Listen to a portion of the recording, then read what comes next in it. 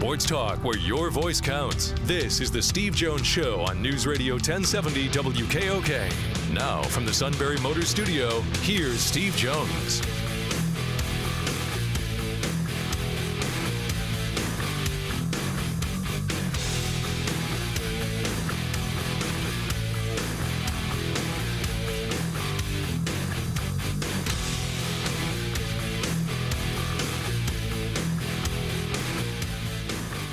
Good afternoon, everybody. It is a Cotton Bowl Victory Monday here on the Steve Jones Show. News Radio 1070 WKOK. Matt Catrillo here with you. Steve Jones will be there soon in the Sunbury Motors studio. Sunbury Motors, 4th Street in Sunbury. Sunbury Motors Kia, routes 11 and 15 in Hummel's Wharf.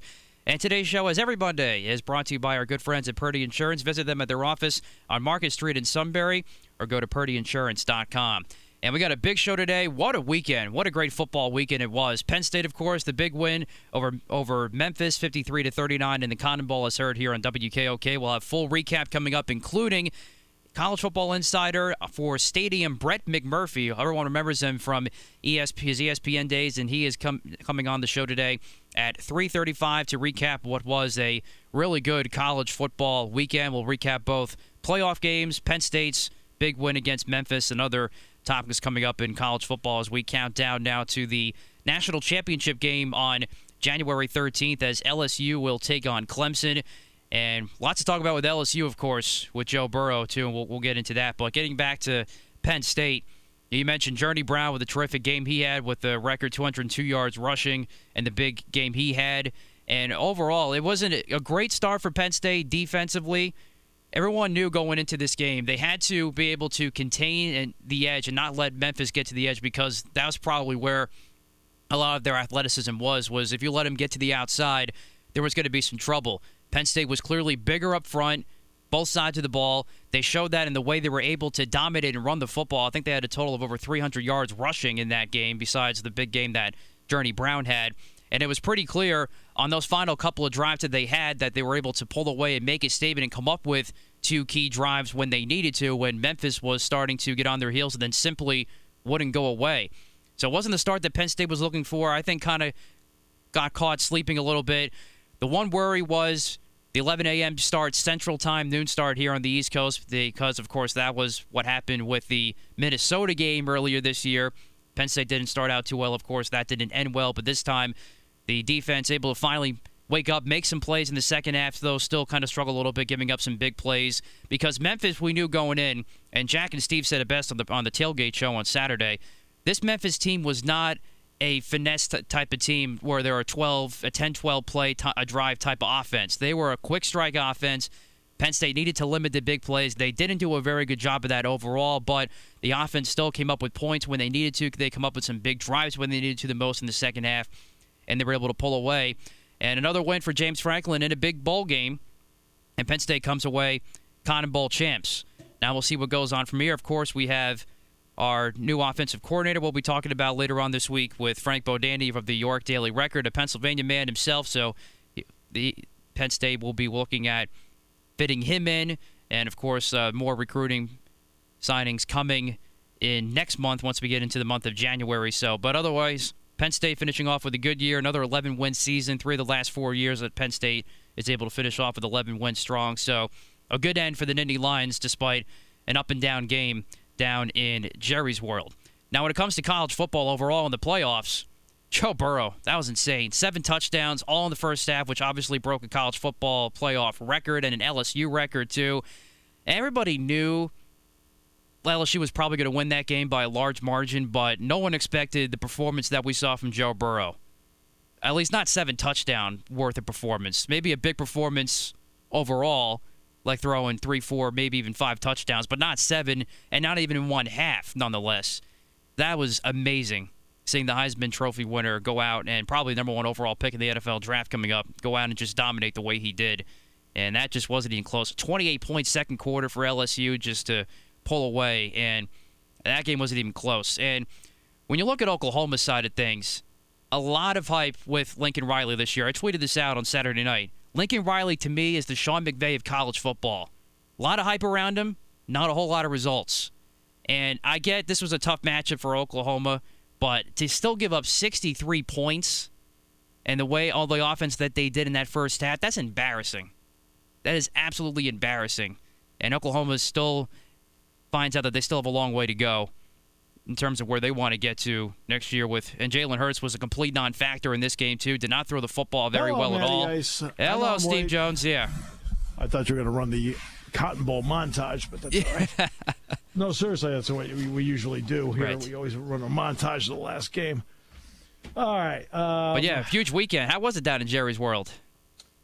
How was it? The stadium is fabulous. It's. I think it creates a big league atmosphere for everybody. I think the fact that Penn State practiced there every day was really important, Matt, because it took away the awe of going in there. Oh, yeah.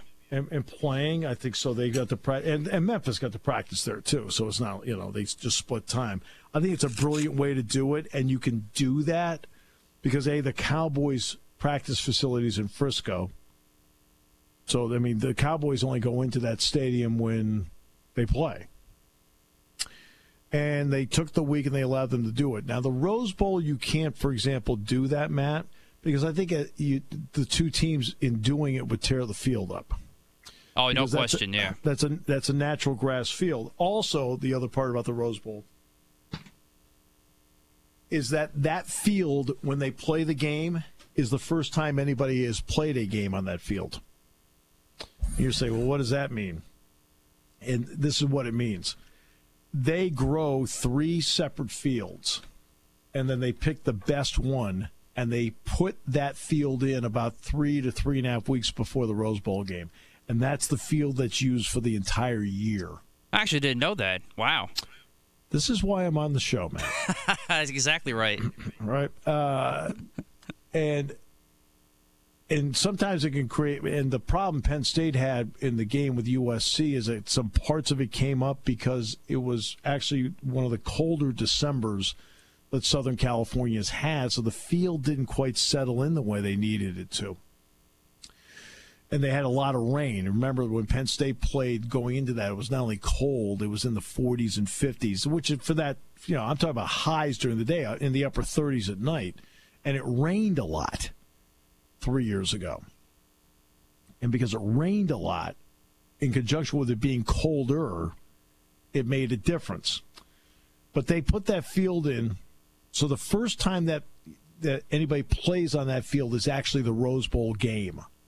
And then that's the field they use for the rest of the year, whether it's soccer, UCLA football, whatever it may be. I know they've had a U2 concert there, but that's the field that's in there. They do have, for example, Penn State did a walkthrough on the field. You're allowed to do a walkthrough on that field. But then they went, and when they did the full practice after the walkthrough, they had to go to a high school stadium to do that. You can practice every day there because it's field turf at AT&T Stadium. Okay? You can do that. In Glendale at the Fiesta Bowl, the grass is – the only time the grass is in there is to play the game. The grass in Glendale, what's the name of the stadium now? Is it State Farm University Stadium? of Phoenix Stadium, I think it is now. I think it's State Farm Stadium. Oh, they changed it. Okay. I think it's State Farm Stadium now, which is where they played the other night. That field is actually outside all week. And then they hit a button, and they water it, grass, everything, the sunshine, water, the whole thing. They hit a button, and the field rolls into the stadium. You're learning more about stadiums you ever knew in your life. I know. This is great. So they hit a button and the field rolls in. Like this is really, and where the buses park for the teams, that's where the field used to be during the week. So then they utilize that space for team and bus parking. And so you can't practice in there. Orange Bowl, which is tonight, can't practice in there. Now the Superdome and the Mercedes-Benz Stadium, and it's each Mercedes-Benz Stadium. One's in Atlanta, one's in New Orleans. Both are indoors, and you could. But see, I think it's great that they're allowed to practice in there the entire time because it's field turf. It doesn't matter. And by the way, the field that they put in for the game is a field specifically for the game. I don't think a lot of people realize when the Cowboys played the Redskins yesterday, they had to take time and take out the Cotton Bowl field and put the Cowboys field back in there. They changed the field over. They don't scrub lines. They change the field completely. Did you see any scrub lines out there for the game? Hash marks? No, because that field was specific to the game.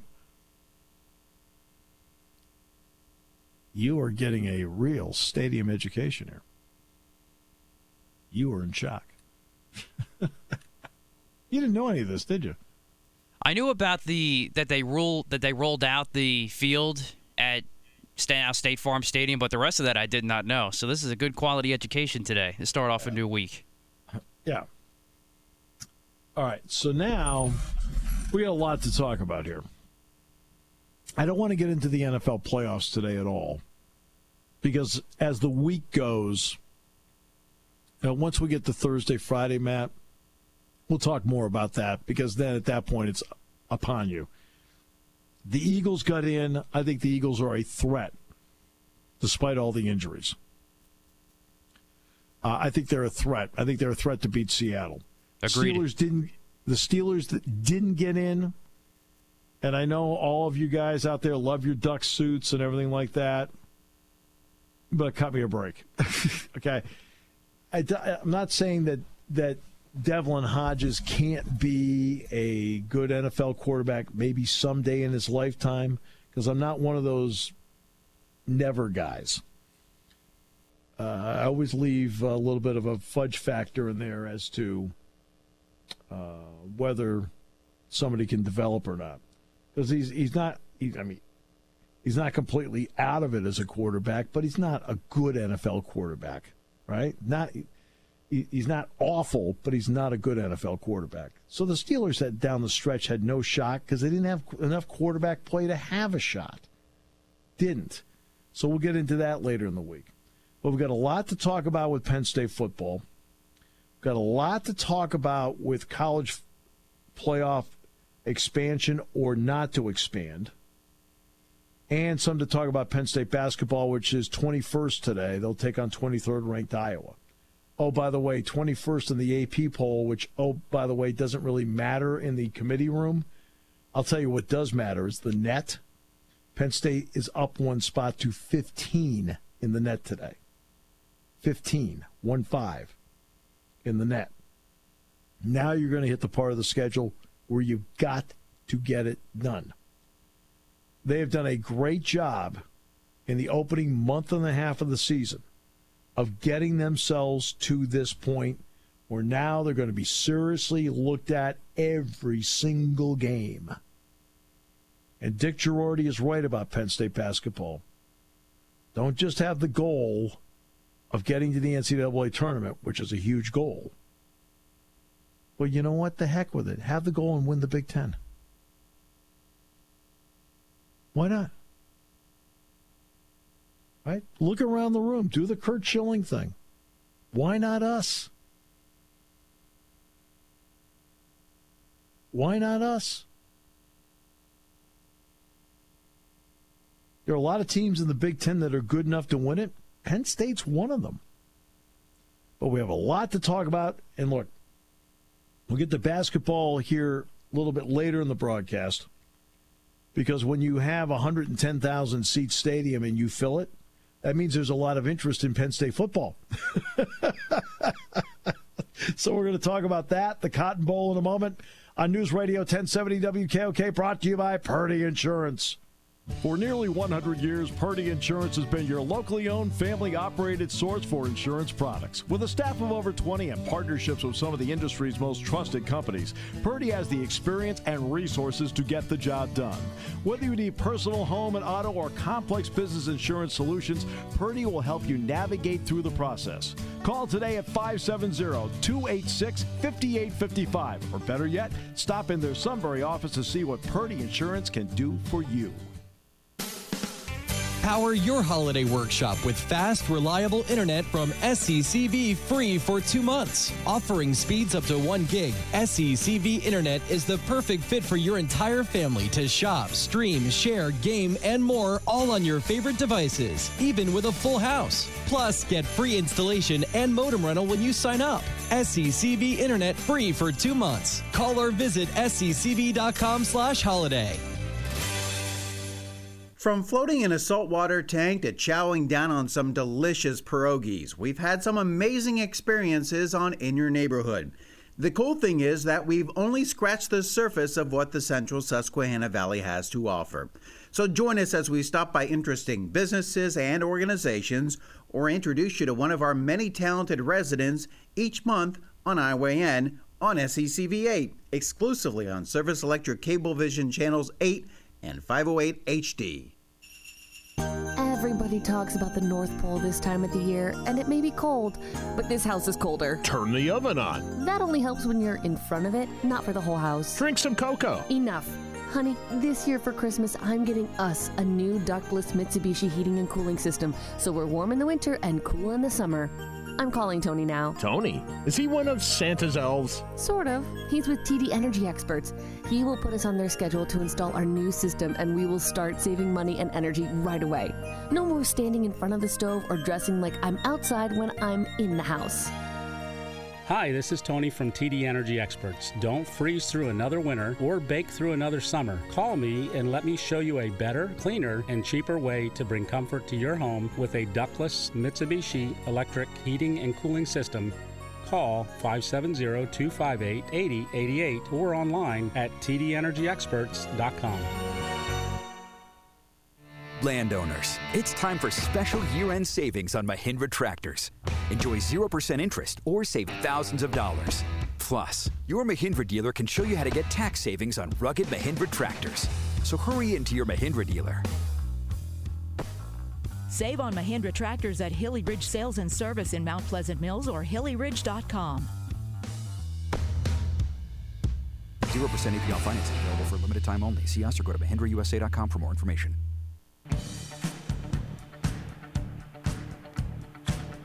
I was telling Matt during the break, he was asking about the trip, and I said, whenever we fly for football, we actually have the ability through DirecTV to watch games. But it turned out on the plane that we went down and back in, we had all sorts of I freely admit I was sitting in a first-class seat. I had all these entertainment options. You name it. There was, for example, I've seen the movie series Angel is, let's see, London Has Fallen. Was it White House Has Fallen or London Has Fallen, and then it was Angel Has Fallen. Well, that's the latest in the series. I hadn't seen that one in the theater, so on the way down, I watched that movie. On the way back, I was watching other movies on the way back. The reason I didn't watch the Peach Bowl or I saw the first quarter of the Peach Bowl in the booth at AT&T Stadium. But in the Fiesta Bowl, I didn't see it. We didn't have live TV capability on the plane, so the only options I had were movies. So I watched movies, which I had a good time. It was fine. Then when I got to the bus at Harrisburg, I slept most of the way back from Harrisburg to State College on the bus because I had a game yesterday. So, but the trip, I've got a lot to talk about with the Cotton Bowl, and I've got a lot to talk about with the college football playoff and with expansion. So, 16 Penn State football seniors were part of this game for the final time. Remember these guys when they committed, even the fourth-year players like Garrett Taylor, who scored a touchdown, Cam Brown. You know, they're 4-year players. Stephen Gonzalez, a 5-year player, as examples. All of these guys committed before Penn State had won a Big Ten championship. They were all part of, as active players, the Big Ten championship year as active players. So they all signed when Penn State was coming off 7-win seasons. They sit there, they go through 42 wins in 4 years. Wow. So I've got a lot to talk about the game, a lot to talk about the future, a lot to talk about the college football playoff, and some Penn State basketball talk. We're going to save the NFL playoff talk and coaching carousel to the end of the week. Because we're back. We may even talk on that tomorrow, too. Because Matt and I will be on tomorrow. So we'll probably get into some of the coaching carousel stuff.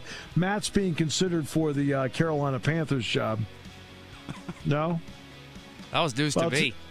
State College's Matt Rule, those being considered.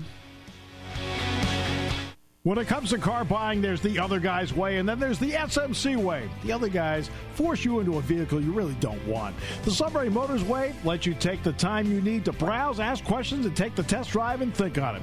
For over 100 years, the Mertz family and all their employees have made your experience the most pleasant one you'll ever have. The other guys won't offer you the best price for your trade, no matter how much they say they will. The SMC way is their promise to provide you with the most money the market shows your vehicle is worth. The SMC way is to offer you all applicable factory rebates on new vehicles and generous discounts. Looking for a pre-owned vehicle? The SMC way checks each vehicle in a 200-mile radius to determine the lowest price, then beat it. It's the lowest price promise, just part of the SMC way. The choice is up to you. The other guy's way or the SMC way. The SMC way wins every time. Sunbury Motors Company in the North 4th Street Auto Plaza, Sunbury, and at sunburymotors.com. Selling more cars and satisfying more customers for over 100 years. Taking your calls at 800-795-9565. This is the Steve Jones Show on News Radio 1070 WKOK. Now, from the Sunbury Motors Studio, here's Steve Jones.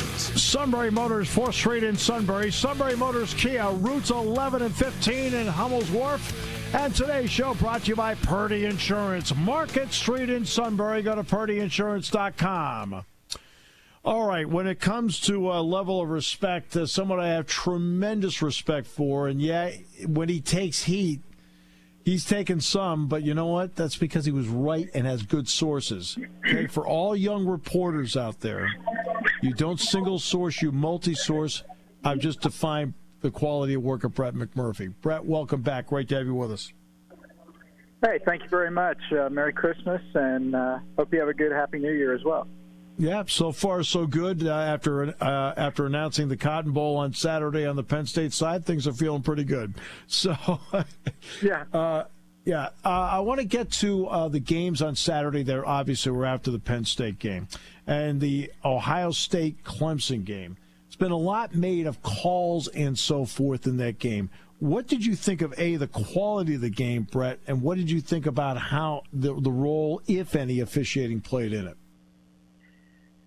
Well, certainly from the Ohio State angle, you can say, the touchdown should have counted on the fumble, the return that was overturned. You could even complain about the targeting call, although I believe the targeting call was the right call. I know we can have a discussion on whether they need to change that rule or tweak that rule. I agree, but by the letter of the law, that was the correct call. But even with all that happened, this is why Ohio State lost. They had 4 possessions deep in Clemson's territory in the first half. They kicked 3 field goals. They gave up in the second half. They gave up a 99-yard touchdown drive to Clemson, and with 3 minutes to go, they pinned Clemson on the 6. Clemson needed all of 4 plays to go 94 yards. Then you still had a chance to win, but Justin Fields gets intercepted in the end zone. So, obviously the game would have played out differently if the fumble return would have counted. But still, Ohio State has no one to blame for themselves. And it just, instead of talking about, the officiating, I think people are missing the bigger point. you've got to, Clemson's become a vampire at this point. You need a stake, and you got to drive it through their heart to knock off the defending champs. And they've won 29 in a row, and I don't think anybody's given them much chance against this LSU team, which will be playing a quasi-home game in what will be a crazy Superdome. And you know what? Sweeney would not have it any other way. He's going to play up this underdog role to the tilt. And I think we're going to see a great game. But as far as the semifinals, Ohio State could have won. Maybe they should have won. But they didn't make the plays defensively down the stretch, and then they had a chance to win it. And unfortunately, Fields threw his second interception of the game after only being picked one time the entire season. Well, in fact, that's going to be a point I'm going to make later in the show. But the point I made on the Cotton Bowl game when I was working with Jack Ham, I said, look, we just watched Memphis, for example, kick 6 field goals. Well, as we were told forever and ever, it takes 3 field goals to beat a touchdown. If you're not finishing drives, you're not going to finish the game. Absolutely, and that and I don't know how much of that game you saw, but Dobbins broke off a long run in the first half, and it looks like he's gone for a touchdown, and Clemson guy taps his ankle and it knocks him down at the 10-yard line, and they have to settle for a field goal. If he takes that to the house for a touchdown, maybe it is out of reach at that point. But again, it's one of those little things that I know. Coaches preach this, every single day. One play could decide the game, and I really think that as much as people want to, continually discuss these officiating calls, that was one play there for Clemson where defensive back doesn't give up, runs the length of the field, and is able to keep Dobbins from scoring, and then it ends up 3 instead of 7. And hey, you know what? That ended up being the difference in the game. I'll get to the 2 calls in a moment, but did you know Trevor Lawrence was that quick? No, I don't think it. Well, I take that back. I wouldn't say nobody did, but I talked to some of the players after the game. I talked to offensive coordinator Jeff Scott, and they're like, yeah, but they see it. They see it all the time. But I know a lot of people before the game had said that they thought Lawrence was going to run a lot in this game, and certainly I don't think anybody envisioned he would run that much. He had never run for more than, I think it was 66 yards in his career. He had that by the third quarter. He ends up rushing for over 100 yards. But yeah, that was an incredible call by Clemson on that, and just an incredible individual effort by Trevor Lawrence. And he's just so dang tall, and a lot of people were saying he looked like, with the hair flowing, he literally looked like a thoroughbred. But yeah, give a lot of credit to him and Clemson, and also for Tony Elliott and Jeff Scott, especially on that last touchdown, game-winning touchdown drive we talked about.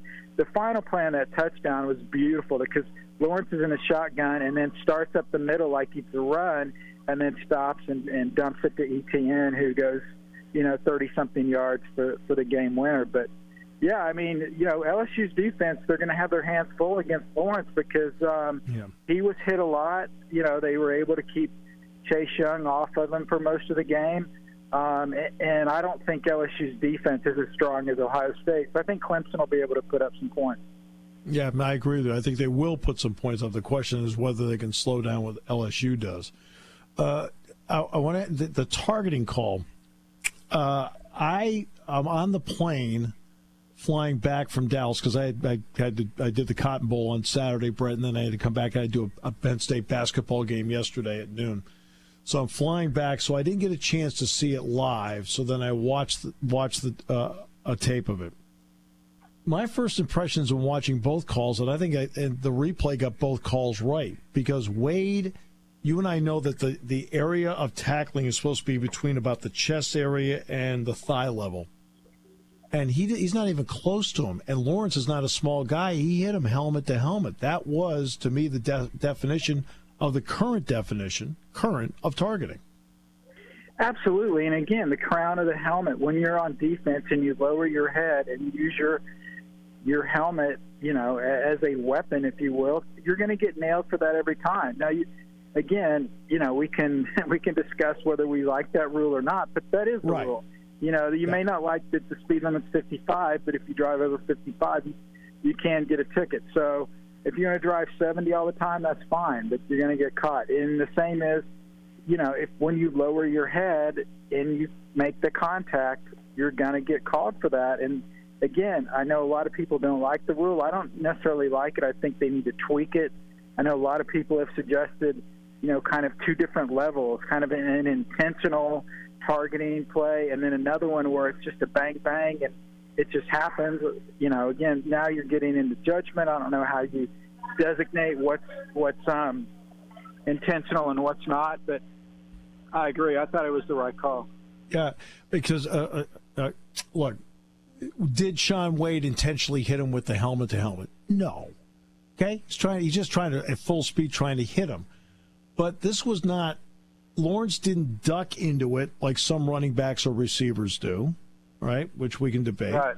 He was just upright, and this is not Kyler Murray. This is a tall quarterback, so Wade had to go up there with his helmet to get him. Hey, that to me was a non-factor, and I don't understand why in the current rule why anybody complains about it. If you're for Ohio State, I can see why, but if you're neutral, no. The other one was the fumble play. I kept looking at that, Brett, and I keep looking at it, and I keep thinking to myself, he sort of has his hands around it, but I never really felt like he totally had it. I still look at this, but I could argue either side of it. I can see people who say it was a catch, and I can see, well, no, it wasn't a catch. The only thing that I've seen any analysis on that I totally agree with is you can't look at this thing in slow motion and make the call, because you make anything slow motion and you can have it look like he's got total control. So I'm with you all the way. Speed. Yeah, yep, and I'm with you all the way on this. That's not what caused the game. And then there's people that are saying, well, this is what ESPN wanted. The SEC refs wanted the ACC to play, so both SEC and ACC would be in the game, and that's just what ESPN wants. No, ESPN, if you put a gun to their head or gave them truth serum, they wanted Ohio State LSU. That is a better ratings game for them to have the Midwest United States against the South as opposed to two teams from the South. But, you know, that ruins the conspiracy theory, so people don't want to hear that. See, and that's why I like talking to you, because you and I think the same way. There's a logic to it. All right, now let's get to 4 versus 8, because that's always going to come up every year regardless of what the outcomes of the games happen to be. There's some that say when you see LSU blow out Oklahoma, that shows that 4 is the right number. There are others that would say, well, gee, Oklahoma actually would have been playing Oregon in a 4-5 matchup had it been 8. Now, we know the money potentially is greater with 8. What do you think after now seeing 6 years of this? Is it 4, or is potentially 8 possibly better? Well, there definitely is some people that matter that are kind of saying, you know, hey, before we go ahead and coordinate the 18 playoff, in 6 years when the current 12-year deal is up, let's just take a look at this a little bit closer on if we really want to do this, because of how lopsided these games have been. So obviously a 1 versus 8 is going to be as lopsided or as non-competitive. That's the one side. Agreed. The other side is, and I've talked to a lot of people involved in college athletics who believe this, is whether it's not fair, and I don't think it's certainly good for the game, but the playoff has become the end-all, be-all. Perfect example, Penn State, great year, goes to the Cotton Bowl. I'm here in Pasadena now. Wisconsin's playing in the Rose Bowl, but it's not the college football playoff. There are people who think that the playoffs should be expanded because that's what it seems like the majority of people, not everybody, but the majority of people really resonate towards and have an interest in. And so that's why, even though as non-competitive as these 1 versus 4s are, there's a strong feeling that we need to get to 8. There's even some people that I've talked to who think, you know what, let's just go ahead and get to 16. Let's figure out a way to solve this, and let's get to 16. and do it that way, because there's so much emphasis put on the playoff. And again, I don't like that. I don't agree with that. I think it diminishes, conference championships. Mm-hmm. But I think that's the way we're going. And I don't want to say that the toothpaste is out of the tube as far as the 8-team playoff, but I think if you had to ask me, do I think it's going to happen or not, I'd say 80% yes, we're going to have an 8-team playoff. That's the good news. The bad news is you're going to have to wait 6 years. So I just think the LSU-OU game was an anomaly. I don't think we're going to see that every time, although we've had some lopsided games. But I don't think a couple of blowouts are going to keep people from saying, "Oh, you know what? We don't want an 8-team playoff." Because if you ask Utah, if you ask Oregon, if you ask Penn State, if you ask Wisconsin, they're going to say, "Yeah, we want an 8-team playoff." Sure. Because then we got a shot. Then there's another part of the theory. Has the 4-team playoff, because the number of schools that have been in it, Clemson's been in it, Alabama a lot, Ohio State's not been in it 3 times. Has that now in recruiting created them as destination places to go? And if you expand, say, to 8, does that then open the door to an increase of the possibility of more talent being spread around because there are more potential destinations? Yes and no, but those, all those schools are already, those are already big name traditional powers anyway. They're already blue bloods, yeah. Yeah, but and also they can only sign 25 a year, right? So they can only get so many players. So that all, really, I don't think has changed a lot. One thing though that kind of has changed along those lines, and Dabo Swinney talked about this in Phoenix a few days ago, is that, if you're, we're probably in the same age bracket. So, we look at Notre Dame and we think of Notre Dame back in the day of how they were and, the great Nebraska teams and, teams like that. If you're a kid now who's coming up and you're looking at schools where you've been, you look at Clemson and you're like, God, they've been to the playoffs 5 straight years. Alabama's been 5 of the 6 years. Clemson had a quarterback out of California that contacted them, had never been to Clemson, didn't know anything about it, but he knew that they were in the playoff every year, and they're like, yeah, we'll look into this kid, and they ended up signing the kid, and he could be the guy once Trevor Lawrence leaves. And so I think that's one thing that's changed for these schools that have been to the playoff a lot. And yeah, if we open it to 8, then that'll open it up even more, but people are like, well, it's an unfair advantage for these schools. Look, they've had these advantages for a lot of number of years. This is just another example of why. And they also created their own advantages too. By getting there, they earned their way in. Yeah, so they've created their own advantage by getting there. You want to get rid of Clemson, then you knock them off. You want to get rid of Alabama, beat them. Somebody beat Alabama this year, so that's one way to stop it. Absolute pleasure as always, Brett. Thanks so much. Appreciate your insight and your hard work very much. Thanks. Have a great New Year. Happy New Year. Brett McMurphy joining us from Stadium. College Football Insider for Stadium.com. We will come back with more in a moment here on News Radio 1070 WKOK. Thanks to Brett McMurphy from Stadium being on with us today, the College Football Insider, who's now at the Rose Bowl getting ready for Wisconsin and Oregon, which will be Wednesday at 5 o'clock. He was at the Ohio State Clemson game on Saturday night. Tomorrow, Frank Bodani, York Daily Record, is going to join us. Looking forward to talking to him as always. Oh, man, it's... got a lot to talk about with the game. A lot to talk about. And it was, obviously, in the end, you get to a game like this, it was for Jack and me. And in fact, I was on the phone with Jack right before I started the show here. And we were talking about the various things.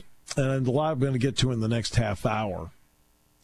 The college football playoff expansion, I think, number one, Brett's right. You're going to get, it'll happen but it's not going to happen until this current contract's over with. But it will happen. I think it will. I think there's going to be too much demand for it to not happen. And I think the part I brought up about the recruiting part of it is actually, I think it is a legitimate concern, because look at the composition of the rosters that you have at Clemson, Alabama, Ohio State. They are not just – there are not a lot of Alabama players from Montgomery, Mobile, and Birmingham. Their roster is a national roster. Yes, Tua Tagovailoa's parents live in Tuscaloosa, but they moved there, okay? They moved there after he ended up going to Alabama. And, of course, his brother's now there, too. They're from Hawaii. Lawrence is from Georgia. Now, it's close to Clemson, so it's not like it's not close to Clemson. It is. I just Justin Fields transferred in. Justin Fields, I believe you've got a lot of guys out there. I think Fields from Georgia. These are becoming destination places for people. Destination places to go to. And I think it's tilting it a bit. And I go back to when, for example, Tony Carr was drafted in the NBA. I said that was one of the biggest pluses for the Penn State basketball program. Why? Because now in recruiting, for example, you can't have someone say in the world of negative recruiting, well, you can't get to the NBA from Penn State when he got drafted. Can't do that. The argument's off the table. I think by expanding to 8, you can take that argument off the table for a lot of different programs and could potentially spread some of the talent around. And Brett's right.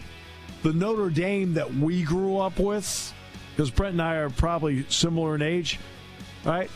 That's not considered an option for most players now. They don't look at Notre Dame as Rockne and the Four Horsemen and Joe Theismann and Terry Hanratty. That's a myth. You're listening to News Radio 1070 WKOK Sunbury. You can hear us anywhere in the world with the Sunbury Broadcasting Corporation app.